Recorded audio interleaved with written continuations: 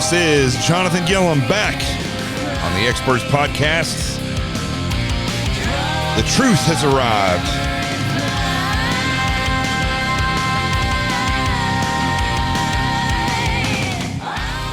And it's great to be with you on a Monday.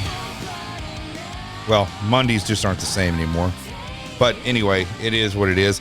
And I'm glad we got through Friday and all of last week. I mean, that was the most boring. The DNC convention was the most boring thing. It was hard to motivate myself to even do a show on Friday because I wanted to play Joe Biden's speech, and I've gotten emails from people saying that they just turned it off because they didn't want to listen to him. But it's important. I think it's important for people to listen to what Joe Biden says. I mean, it's one thing to not like the Democrat Party. It's one thing to say Joe Biden's an idiot and hear sound bites. You know, we all hear these sound bites or we see the little video clips on Twitter or Facebook. But I think it's important for you to listen to what this man says, because the entire thing is a game being played, and we have to participate in it. And this is basically, I mean, there's a couple news things that I can talk about today, and I'll kind of bring these up because some of it has something to do with this. But overall, this is the thing that just keeps spinning in my brain day after day after day after day, is that nothing is new. Nothing is new that what's going on now. It's not new with the recent history of the way the Democrats work. It's nothing new over the past 4 years.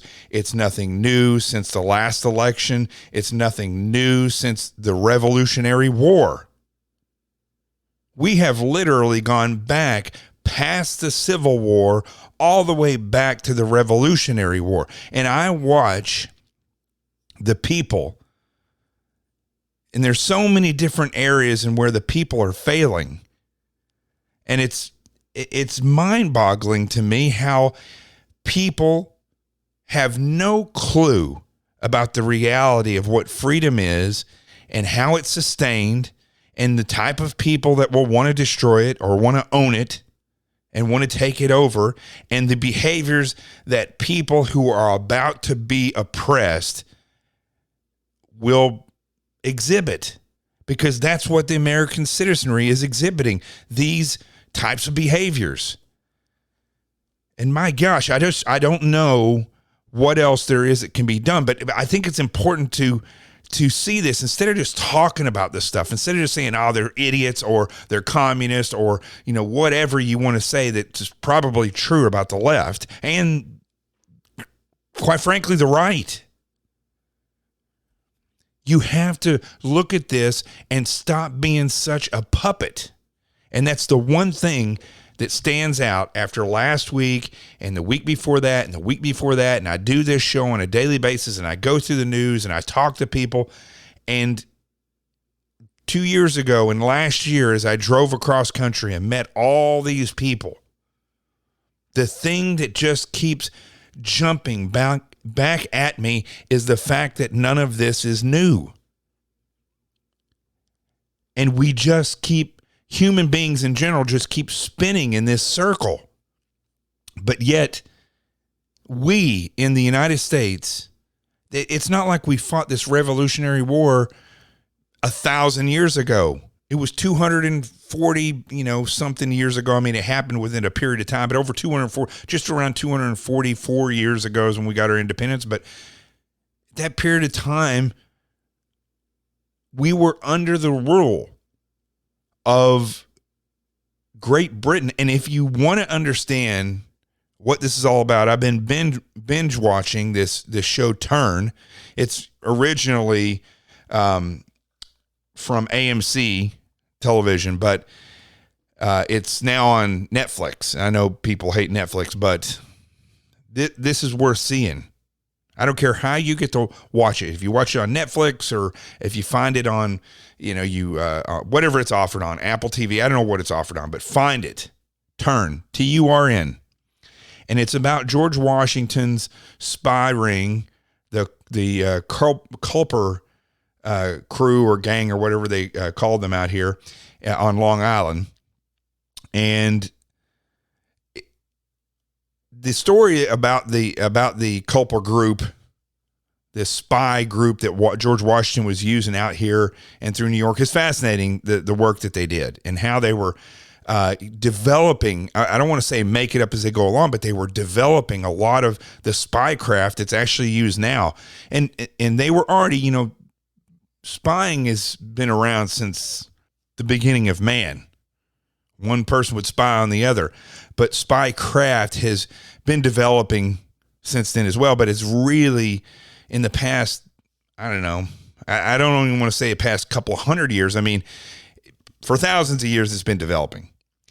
But what you see in that show, the thing that stands out the most is not the spy craft for me. It's not that. The biggest thing in this show that stands out for me, and they kept it very close. The way it's made is very close to history. They, of course, they're going to take a little bit of creative opportunity in it, but the story itself, the characters in it are very true to life.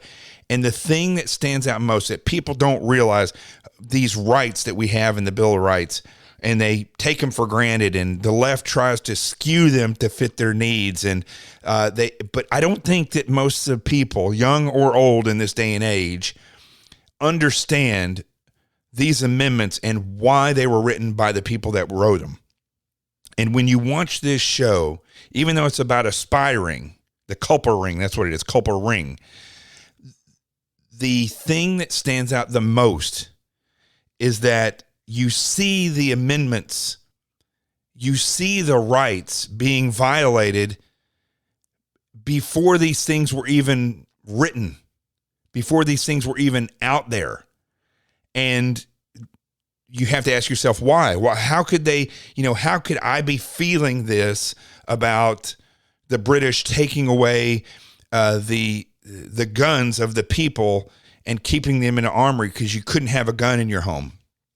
Or soldiers from the Third Amendment. Our Third Amendment in our Constitution says, no soldier shall in time of peace be quartered in any house without the consent of the owner, nor in time of war, but in a manner to be prescribed by law. Why you ask yourself, why would they have that? Why would that be something that now I would even be worried about? Trust me, folks. If war broke out here, or if martial law happened and you had, if it wasn't even war, or martial law, let's just say that all of a sudden you have tyrannical governments springing up. Yes, governments. I say governments because the states are the ones that are so corrupt now, far beyond the federal government's corrupt, but the states are the ones that actually can affect you. And if things turn the way they're turning now, and they continue to turn, they could put anybody in your home. And when I watch this show, the thing that stands out to me is that these soldiers from the British Army come in, take over these people's homes. Now, they don't move the people out. They still stay there, and they become semi-indentured.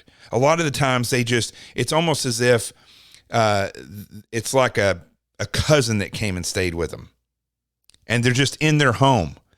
However, the family will inevitably become subservient to that soldier that's in the house because they can't fight them. They can't argue with them. They don't have a weapon to defend themselves against them, and they can't tell them to leave because they are under a tyrannical rule. And that is the thing that stands out for me now, because as I watch that and I see how everybody is repeating the same thing that has happened hundreds of years ago, the thing that brought the Revolutionary War about, the very actions that were happening by a tyrannical government then are happening again now, and the way that people bowed to it then, they're bowing to it now. And the very people that, in the mindset of the people that supported the king back then in the United States, did it for the exact same reasons that people are doing it now when they support the leftist communist movement that's sweeping across this country. As I watched it and continue to watch it, I'm on season 4 now. I'm riveted about the show, even though it's quite slow. But you start to see, and I'm sitting here and I'm watching this and I'm thinking to myself, that is just not right for the government to be able to come along and say, you will house these people. They're going to be housed in your place. There's going to be a representative of the tyrannical government that's going to be over this. You're going to have a mediator or a magistrate that's going to work for you, the citizens of. Well, they didn't think they were citizens of the United States. They thought that they were the king's citizens under the king's rule of Great Britain. And so the whole thing, when I'm watching it, and I guess what I'm trying to say here is that I feel it. I feel it. And it's not just because it's the Bill of Rights and I live under the Bill of Rights. You live under the Bill of Rights. It's because, and for those of you that listen to this show that are in other countries, you know, you may not have a Bill of Rights like this, but you still live predominantly, or you did live in free countries, but the same thing that's sweeping over the United States is sweeping over everywhere. And when you see this, you know it's instinctually wrong. You know that a family that works hard to get a place to live should not have, or they are being violated when the government puts people in their homes that have authority over them, in their homes. Or if you have a way to defend yourself, they take that right away from you and they weaken you.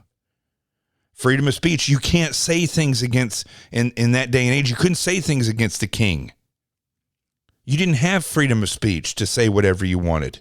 You'd be looked at as a traitor. And here's the thing, this is the most striking thing about this, is that as I watch this show and I pick up on little things, I go back and I research and I look at Germany, for instance, or I look at Venezuela now, or I look at, Italy under Mussolini and so on and so forth. And what we see, or Rome, back in the day of Caesar. You can even look in the New Testament in the story of Jesus.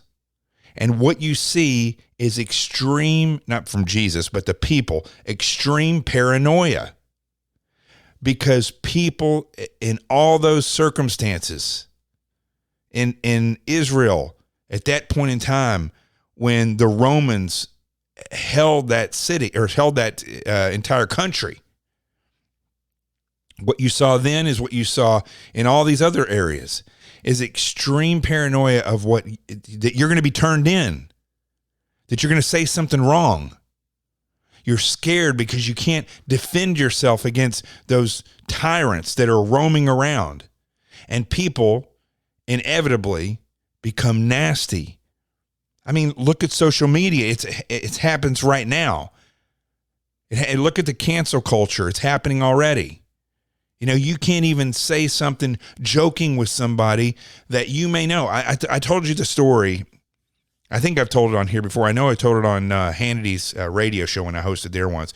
But I met this guy in Arizona.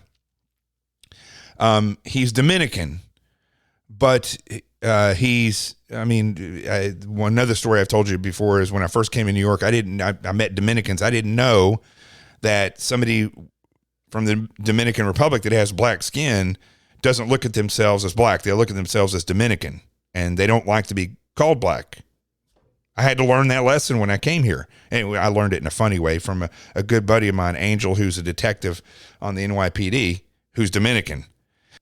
But this guy that I met in Arizona, he's Dominican, but his nickname is Blackie because he's got really dark skin. And everybody calls him that knows him. Not like people saying it as a joke or anything. He's just known, that's his nickname. I only met him once. All his friends call him that. He goes by that name. People ask him, what's your name? He says, just call me Blackie.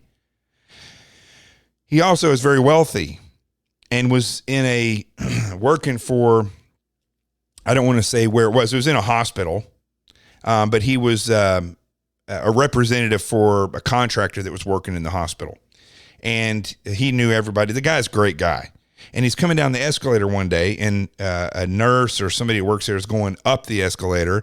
And she says, "Hey, Blackie." And he says, "Hey, what's going on?" And she says, "I'll see you later. Have a great day." Well, there was another doctor that was down there that saw that and went straight to HR, as though some woman going up an escalator would look at a guy who has dark skin and just call him Blackie. We don't live in that day and age anymore. Literally, this is what the guy is called. This is what his friends call him. The doctor went to HR and reported that as a racial issue. So HR brought both people in. They interviewed the woman, interviewed Blackie, and she got released and was told, this is, it's not your fault. They then went to Blackie and told him he should be upset. He said it wasn't, that's what his nickname is. That's what he goes by. And so they said, you will either go to, it's a political correct type of course that HR puts on so that he could understand why he should be angry, or he wasn't going to work there anymore. Probably one of the dumbest, the most ignorant stories I've ever heard.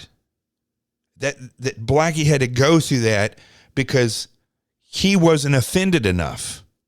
He had to go through this course that HR puts on, or else he wasn't going to be there anymore.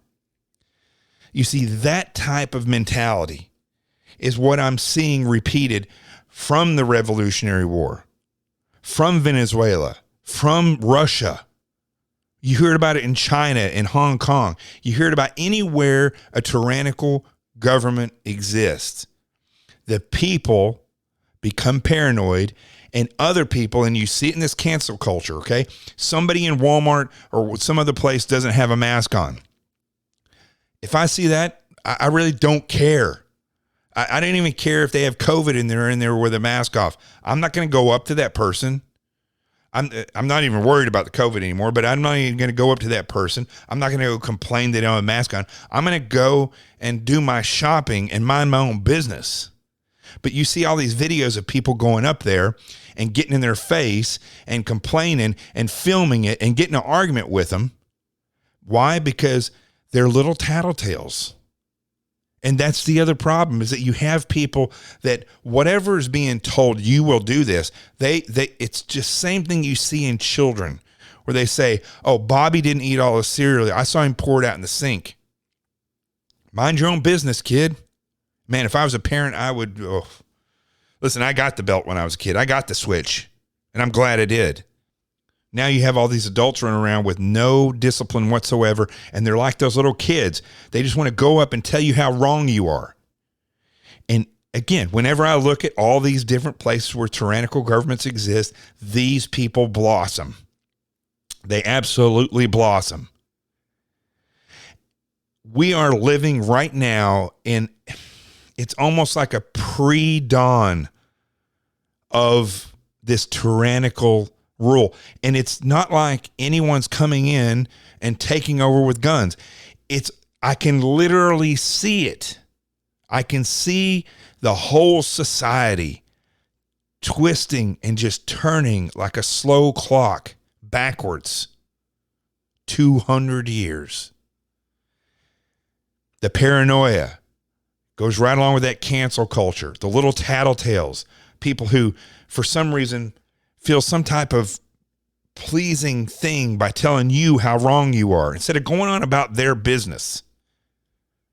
Look, if you believe that the virus death toll is as bad as Cuomo and all these other weirdos and all these quote unquote experts make it out to be, again, I had COVID. I know people who died from COVID. But if you're in a store and somebody else is not wearing a mask and the government in that state says that they should, and you're worried, go home and wash your hands and make sure that you're cleaned off before you interact with anybody elderly. It's not your business to be going up to other people and tattletelling and telling them what to do. I mean, if you want to call the police or call the store manager over there, I mean, do whatever you feel like is important to you. But for you to go up to people and think that somehow you got this empowerment that you're going to go up there and you're going to do this and it's going to make any difference in that person at all, or it's not going to do anything but cause a ruckus. You see, these people are the same type of people that, you know, when you have these bad neighbors that poke their nose in other people's business, or they think that they're like the police of the neighborhood. Perfect example are these people that are on a homeowners board, right? Or homeowners association board, or whatever you want to call it, the board of directors, whatever. And they're the ones who come up with these rules and regulations. Like, you know, you can't fly an American flag, or you can't fly a flag that has a blue stripe on it or something like that. And they want you to have your mailbox a certain height or whatever. And they become these little Nazis. It's a perfect example because the homeowner association board are the ones who set down the laws, but all these little tattletales that live around the neighborhood that think that it's their job to tattletale. I don't know if I'm sure you people have heard of this. I remember when I was in the FBI, here's another example. For some strange reason, the Bureau is full of these people. When you say something that offends them, or something that, and it's very easy to offend a lot of them, but you say something that they don't agree with, instead of discussing it with you, or even better yet, walking away. Maybe you weren't saying it to them, but they just heard it. They'll go to the boss and tell on you. And I'm not talking about something that you did that's criminal or something you did that was unethical. I'm talking about just a conversation. Like I remember telling somebody one time, because I did a favor for them, and when I asked them if they could do a favor for me, they said no. And I said, what happened to teamwork? Obviously, you've never been trained. I don't know where you went to college, but you're obviously never been trained in how to be a team player. That person walked away and went into the boss's office and told them that I was harassing them. That's what type of weirdos work there. I mean, there's a lot of great people, but the Bureau is full of those people. But again, what I'm getting at here is, this is the type of personality that flourishes under tyranny. Paranoia flourishes under tyranny. These weirdo leaders like Cuomo and these types of governors, and de Blasio, a mayor that is literally destroying a city, flourishes under tyranny. In fact, they are tyranny. We are in a position right now where the clock is not just slowly turning. It is going backwards so fast that it is frightening. It is frightening. And a large part, it's due to a large part because people don't know the history of where we come from. They don't know, and they don't understand. And they don't realize that those Bill of Rights, those rights that are in there, okay, we call them amendments, because they were not included with the original Constitution. The Bill of Rights is a separate part of the Constitution. And they have to put these amendments in there to the Constitution.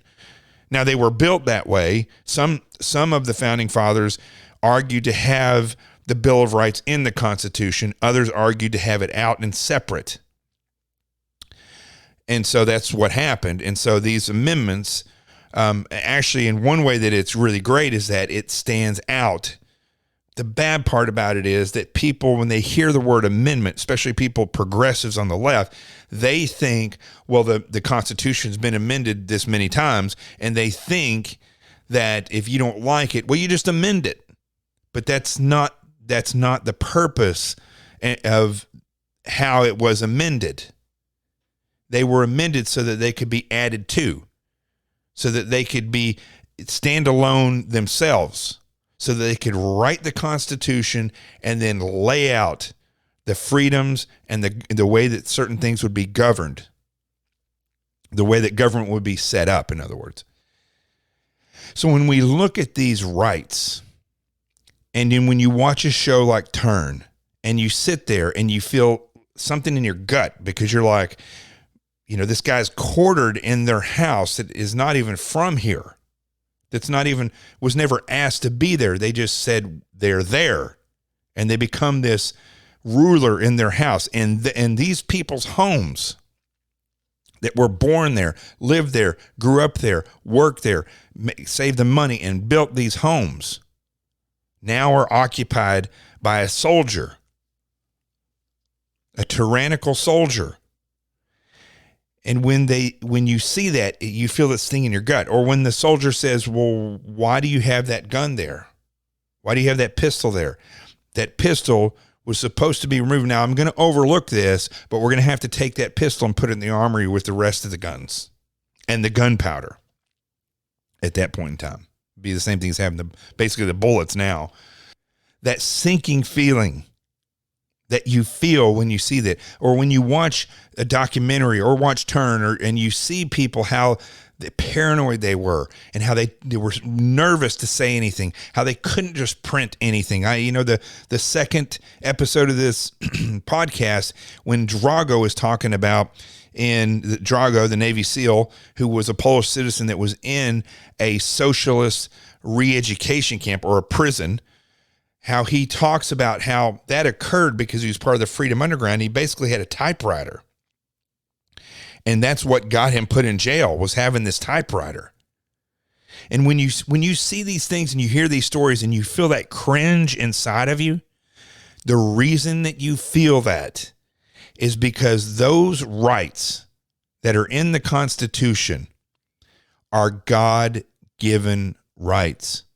God wants you to have those rights the same way he wants you to understand sin. He doesn't want you to sin because he doesn't want you to be separated from him, because sin, what it basically from the foundational standpoint, sin is something that takes your mind away from God. Anytime you do these things, it takes your mind away from an open communication with him. He is justice.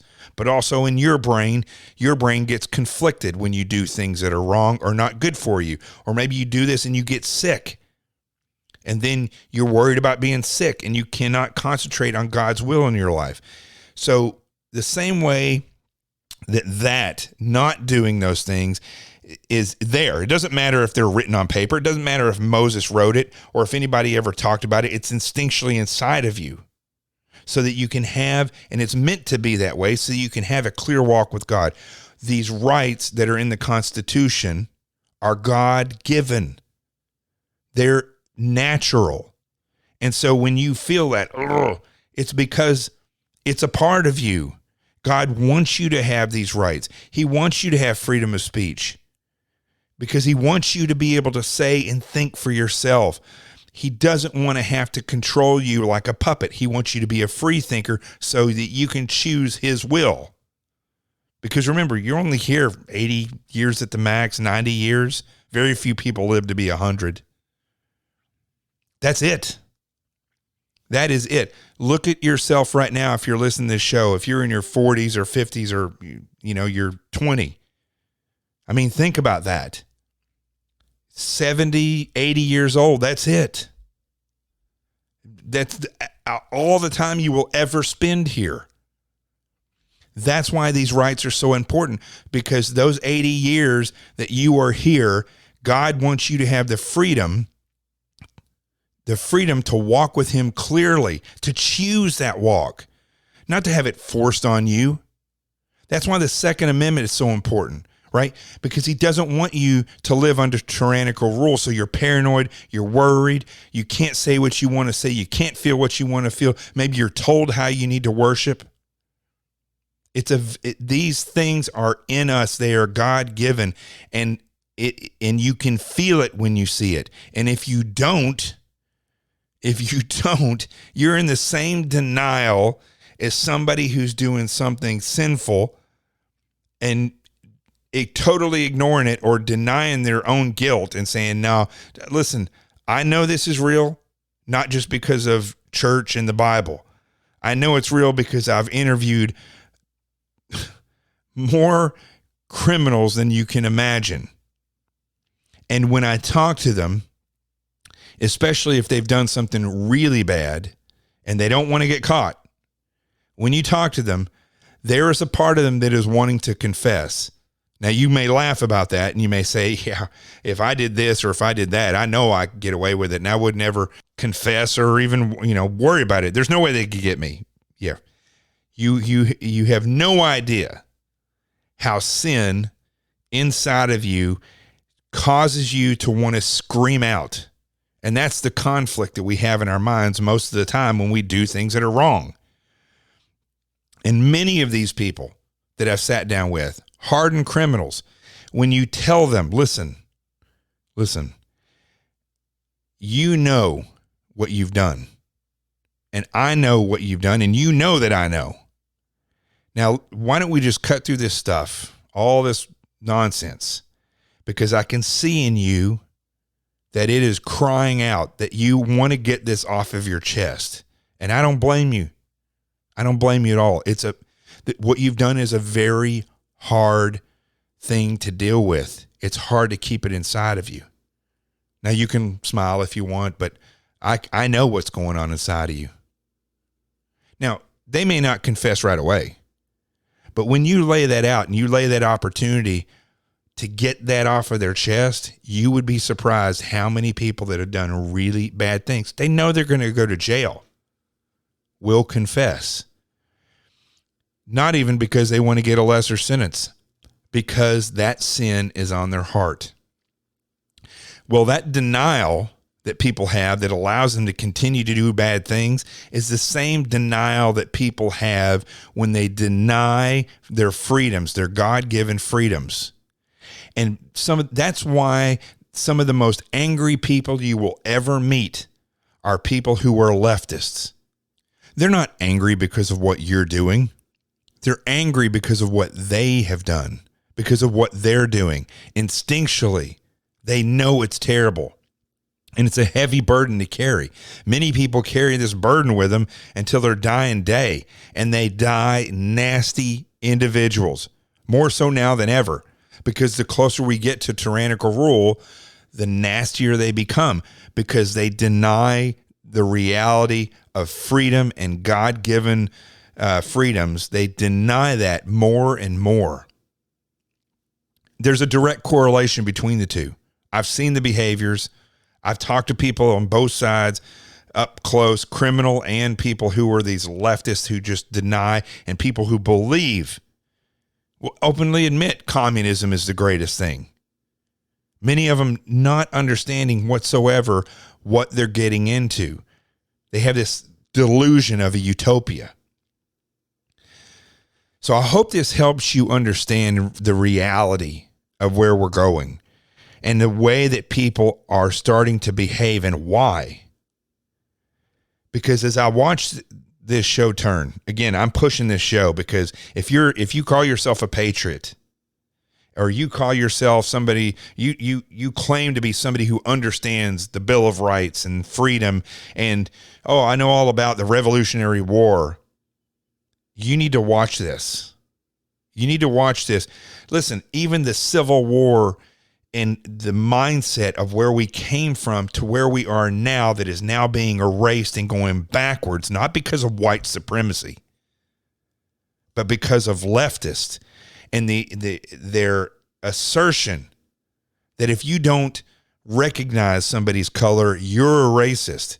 What they're doing is putting people with color in their skin into a certain category, just like they're putting people with their gender into a category, with their sexuality into a category. Anything they can come up with that puts you in a minority status, they're going to put you in that category. They're going to put you in there. And they're going to do that, and it's going to go further and further backwards, not forward. We should be getting to a point now where your color of your skin is, it doesn't even matter when you walk up to somebody. And as far as criminality and law enforcement goes, it's just a way to describe somebody that committed a crime.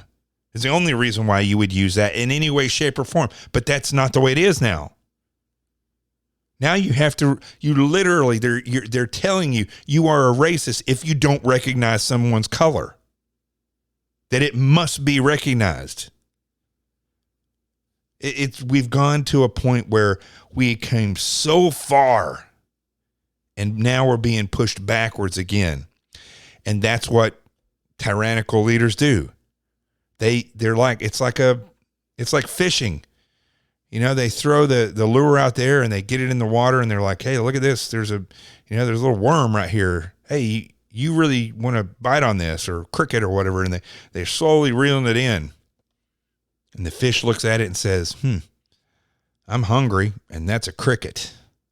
I'm going to go up there and I'm going to go get me a cricket. And the person that's fishing is slowly reeling in. They're using their tactics that they know about fishing, and they're slowly goating that fish into getting up there and grabbing that thing. And eventually the hunger is there, and they latch onto it because it looks good. It looks like a meal. There's a meal right there, and I'm hungry. And they go after it, not looking at it, because the fish doesn't really have that discernment, that ability to look at it. But they look at it and they say, I'm hungry. There's a cricket, or there's a worm.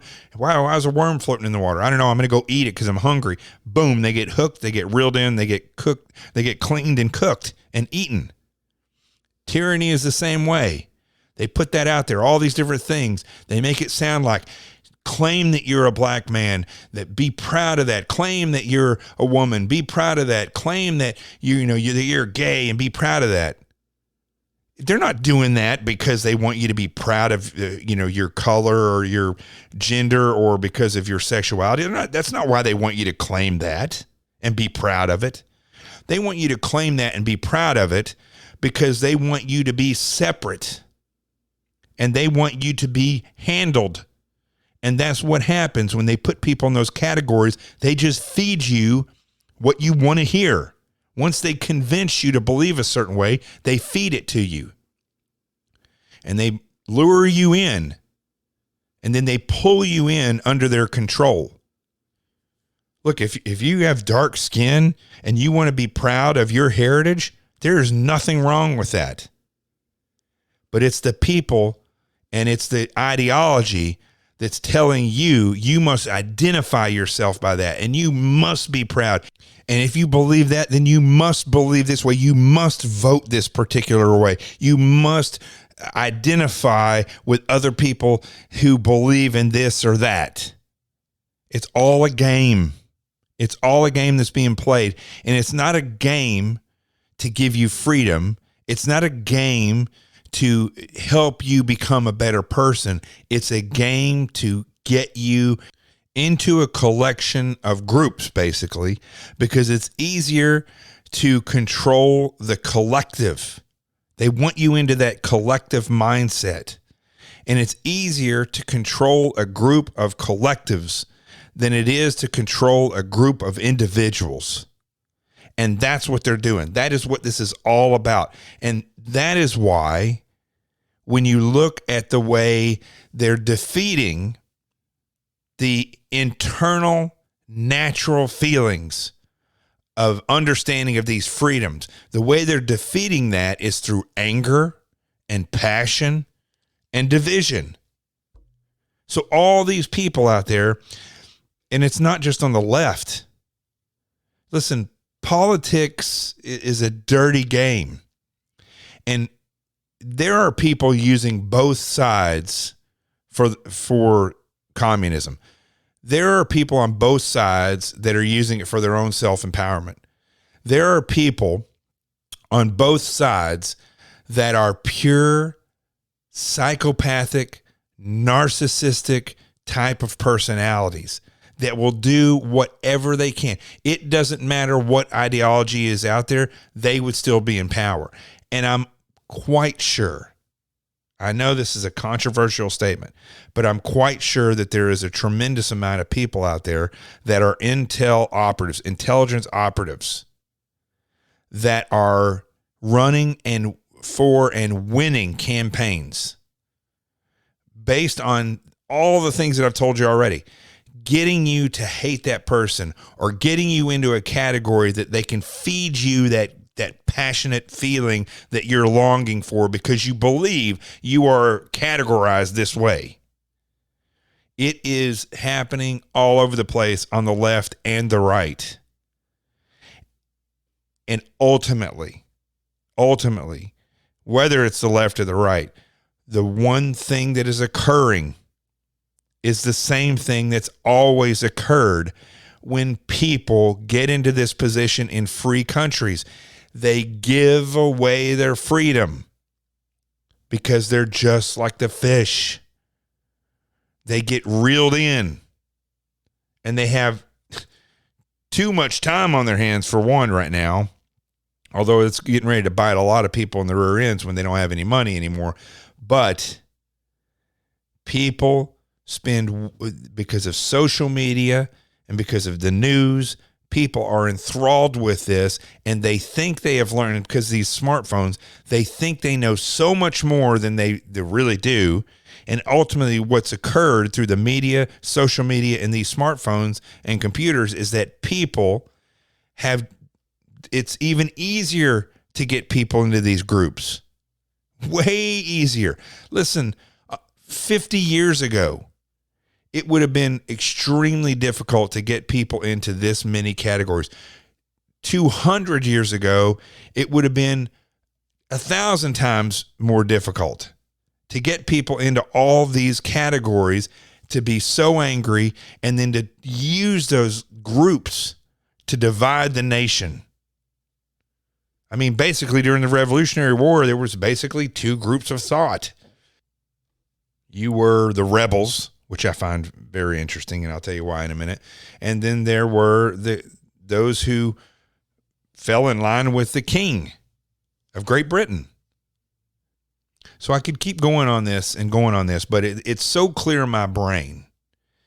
And I hope that I'm making it clear for you, because these things are just popping out as I watch these shows. And I've had a lot of time over the past couple of months to, as you have, to sit here and waste.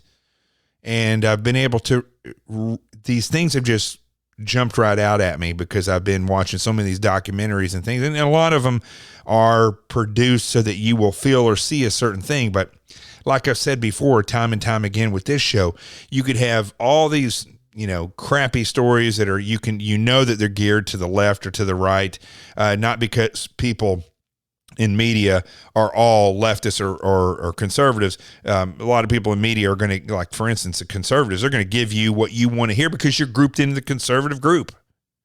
But anyway, you look at these stories, and if you know how to look at the news, the first thing you're going to take into account is that the headline is the beginning of the lie. It is the very first part of the lie. And if you skim through the story and you skim through enough stories of the same story on different platforms, you'll start to see where the narrative pops right out. And it's the same thing here. As I watch these documentaries, some of them, like I've watched documentaries about Hitler, and somehow, some way, they put something in there about Donald Trump, whether purposely or they just say some of the same things that he said, and they put it in there to really point. These are the narrators or the people who are analyzing it, and they'll say something like, "Well, Hitler was trying to make Germany great again." I've heard one of the people from Netflix on one of these different documentaries saying this. You can still get through and see these particular things. They don't even realize it. Remember, even Jesus himself said that they may see but not perceive, and hear but not understand. That has never, in my modern era, has never been the case more than it is right now. Now, I want to talk a little bit about narcissism. And we've talked about it before on this show, but there's an observation that I've made recently. And actually, I've known this for a long time, but I want to point it out to you because I want you to see the reality of what's happening in politics and in social media that is having a profound effect on this nation. Let's take a break. And we'll be right back. Hey, this is Jonathan Gilliam. I know you've heard about my best-selling book, Sheep No More, The Art of Awareness and Attack Survival. But do you understand what this book is actually all about? Now, you may or may not be a big reader. There's also an audio book. But you have to understand the world that we're living in right now and the importance of understanding where you could be a target for attackers is more important than ever. You could live in New York. God help you if you live in New York right now or any other big city that's being decimated.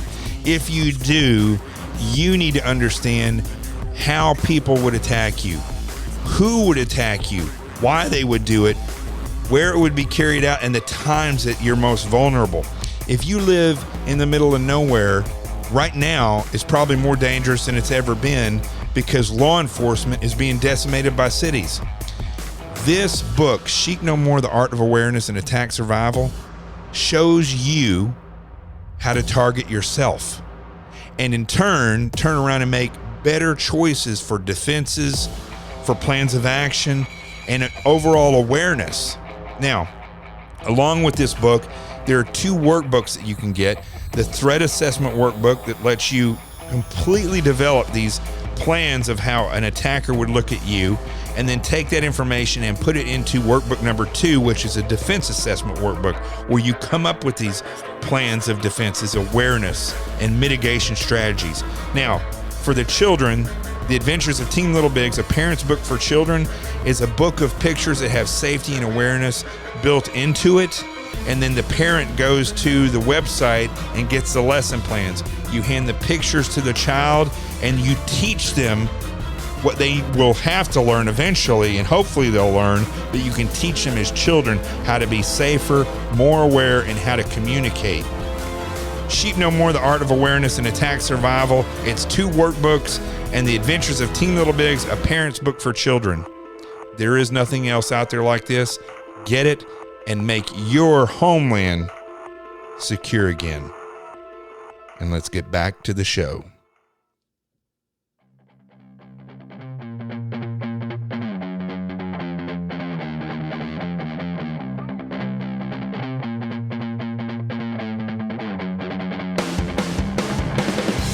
All right. So here's one thing I want to tell you. I was thinking today and reflecting about, the individuals like Cuomo who make a decision. He passed, and I've talked about this over and over on this show.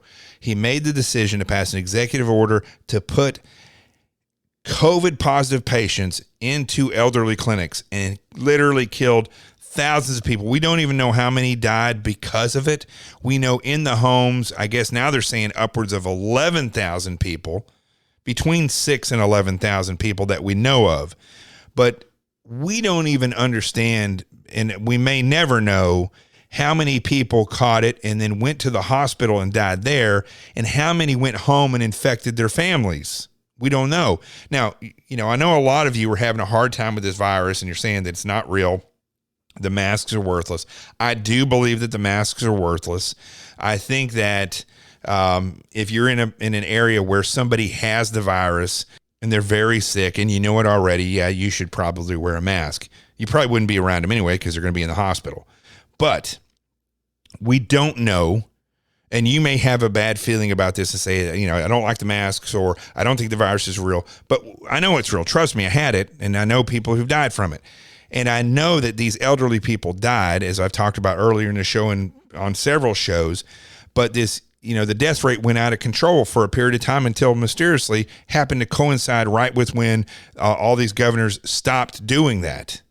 And yet you have these governors not only doing that, and that's it. They killed thousands of people and that's all they did. No, it's not just that. They're literally killing businesses. They're killing the restaurant industry, for instance, killing it. When they're talking about putting kids in school, and the same people that are saying we will make kids go back to school are the same governors who are saying that they're going to shut down restaurants because they don't want people eating in there. Now, people who would go into a restaurant and eat for maybe 2 hours, they're going to say that's worse than sending kids into a school, 10, 15 in a classroom, maybe more, and in the hallways, hundreds of kids, and these poor teachers having to go there every day. And whether or not the kids are going to be there on a daily basis, the teachers will be. But for some reason, that's not dangerous. But eating for an hour or 2 hours in a restaurant is. In de Blasio in New York City is talking about getting rid of outdoor restaurants now. So they're doing all these different things at the same time. And then what really pushed me into this thing I wanted to bring up today is that Cuomo is is now writing a book. He says he's going to release a book on how successful he is or has been in handling the COVID. I've honestly, in my time being on this earth, I have never personally witnessed anything this psychopathic. I mean, this goes beyond narcissism. He's definitely a narcissist. Many of these people are extreme narcissists, but he is, this is psychopathic. I mean, this is clinical for somebody to not even, I think Janice Dean was saying if he could just have apologized, bullshit. Okay. This guy needs to go to prison and he needs to be put to death. I'm going to say it right now. I'll even tweet it out.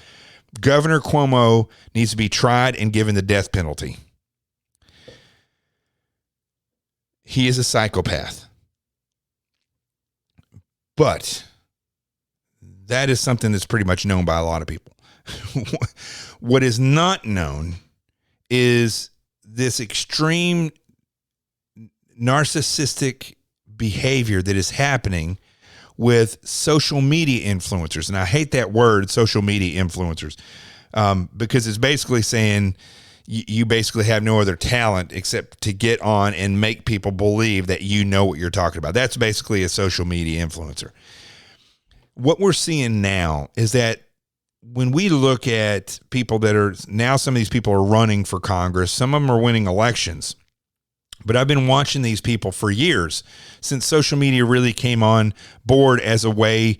Really, it's been over the past, I would say, 5 to 7 years. Okay. It started getting a little bit of steam, in 2013, 2014, it started to pick up. And it was when the news, I did a whole show on this the other day, when the news started to change just before, it was around 2015 when they stopped using these experts on television, social media influencers, you started seeing them popping on the news every now and then. And these people, it's like a cookie cutter. There's like no experience, and they just, boom, it's like, that's me making cookies. So that's the cookie cutter. They're just making the same person over and over again and putting them in a different, package. Like you have one guy that's a gay conservative. You have some, girl who's this radical propagandist and sensationalist that goes around doing big propaganda stunts. And now she's, won her primary down in, who I'm talking about, Laura Loomer down in Florida's 21st district. Probably the most biggest group of idiots on the left and right as anywhere I've ever seen in my life. They're the ones on the left are radical leftists. The ones on the right, and I know I'm giving a big broad stroke here with a brush, but the reality is I've been down there and I've seen a lot of great patriots in the 21st district down in Florida, but I've seen the people who are managing it are people who the establishment in Florida down there, especially in that area, they're just a bunch of weirdos. But I hope that you're seeing this. I don't know if you are, because here's one thing I want to point out to you that most people don't understand. It's the inverted narcissist, right? The narcissist is somebody who has these certain characteristics that goes out and basically they're looking for energy. A narcissist is looking for a primary and a secondary source of energy. I mean, they'll take any source of energy. They don't care if you hate them or love them as long as they get energy. And while you would think that the people in the home are the primary source of energy, that's not the case. They look for people that are beautiful or successful and or have something that's flashy or that people respect, and they'll bring them into their home, marry them, date them, and cling to them until they can start using them on a regular basis for energy. And they will shove them down, push them down, degrade them. That's why they pick these people who have something, that people can see, because they can go home and then they can crush them. Now, they don't crush them completely. They just crush them down to a point where it makes them feel good and they get the energy. But after that kind of wears off, they will build them back up. The narcissist will build that person back up. But primarily, they really thrive on the energy that is given to them by people at work, when they walk down the street, when they get publicity, when they go on social media. That's why social media is so popular. That it's a constant source of energy for people, whether they're fighting or whether they are getting praise for a selfie or something that they said and people say, I love the way that person thinks. Here's what they do. Here's what these narcissists do. They will say exactly what they know you want to hear. That's why social media is so popular and so easily manipulated by these narcissists. The problem is the inverted narcissist. Now, I don't know if everybody's ever heard this term before, but an inverted narcissist, just how the narcissist has to have this energy because they hate themselves on the inside. A narcissist hates themselves on the inside. And so they thrive off this energy, right? And the other thing about a narcissist is, I'll just point this out. I heard this once describing a narcissist. I thought it fit very well. They will be somebody who opens an art gallery, for instance. But and everybody's like, my gosh, this guy, or this woman, she, they're incredible. They say they're going to do something, they just do it. And then when you go see the art, it's not that great. It's boring or it's mediocre at best. Sometimes it's okay, but that's a narcissist. They will go the distance. They will do what they have to do to get the attention. But what they do is quite often not that great, or even if it is great, people get sick of it because they're getting browbeat by the person telling them how great they are. An inverted narcissist is one of these people that gets trapped by the narcissist. Now, some of these people develop personalities and certain behavior characteristics because they were in abusive relationships or something happened to them, some kind of a terrible incident happened to them where they get such a chemical dump from this bad thing that they end up thriving on being treated badly. And it's the perfect unholy match, a narcissist and an inverted narcissist, because the narcissist will continuously use this person for their energy, and they will put them down, and they will, degrade them and then build them back up and then break them down again and build them back up and even glorify them in front of people and then break them down again. Well, the inverted narcissist thrives on that feeling of being degraded or being put down or woe is me. Now, it's a little different than the victim mentality. These people that are inverted narcissists actually, a lot of the times, don't feel victimized. They feel that they're not worthy. They feel it must be me, not them. And a lot of abused people will end up having this type of a personality. And it's a terrible, terrible thing. I've heard of people describing getting into this mindset as the last nail that a narcissist will use to nail in your coffin. And the bad part about it is when they leave these relationships, when the inverted narcissist leaves, they will go out, and if they find a normal person, they will crush that person. Not because they're the narcissist wanting to get energy from them. They will crush them because they feel bad about it. They feel bad that they're crushing them, but they still do it because their addiction is that bad feeling. It doesn't matter if they're the ones who are being crushed or if they're crushing somebody else. As long as they feel like they're not good, then their addiction is being fulfilled. Now, where am I going with this, and what does it have to do with social media? Well, it appears to me, and I've not done any studies on this. I'm not going to do a long-term study or anything. This is my observation, my analysis. Okay.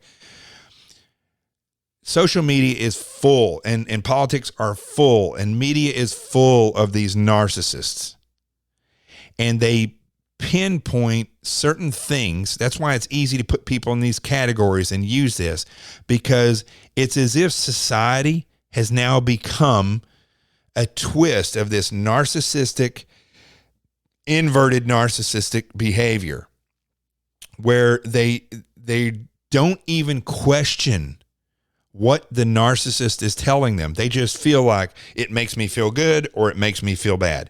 I like what that person says. It makes me feel good. I was told that that's what that person says, or they're saying exactly how I feel. I feel good. When the narcissist is just telling you what you want to hear so that you will praise them. And even worse, the inverted narcissist will be drawn to this behavior. And they have an uncanny ability, just like the narcissist has to seek them out. They have an uncanny ability to seek them out. And they may not even, and most often probably don't even realize why they seek them out. And it's not like they're going to get into a close relationship. It's just that they're just drawn to that narcissistic mentality, that narcissistic behavior, and they're drawn to that.